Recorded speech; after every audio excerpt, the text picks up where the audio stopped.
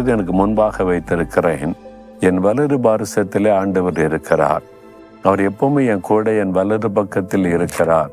அவருக்கு நான் முதலிடம் கொடுத்து வைத்திருக்கிறேன். அதனால நான் அசைக்கப்படுவதில்லை. பாடுகள், உபத்திரவங்கள், நெருக்கங்கள், நிந்தைகள் எது வந்தாலும் நான் அசைக்கப்படுவதில்லை என்பதாய் சொல்லுகிறார். இது அவருடைய அனுபவம். காலங்களிலே கிறிஸ்தவருடைய அனுபவம் அதுதான். 200 வருஷங்கள் வேட்டையாடப்பட்டு, கொல்லப்பட்டு, அழிக்கப்பட்டு, சிலுவையில் அறைந்து கொல்லப்பட்டாலும் கிறிஸ்தவ விசுவாசம் ஒளிந்து போகல.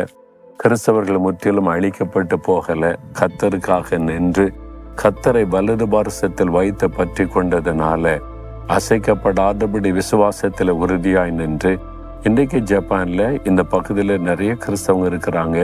நிறைய சபைகள் இருக்கிறது. கர்த்தருக்கு ஸ்தோத்திரம். உங்க வாழ்க்கையிலே கூட கர்த்தரை எப்பொழுதும் முன்னால வைத்துக் கொள்ளுங்க. ஆண்டவரே, நான் முன்னால போறேன், நீங்க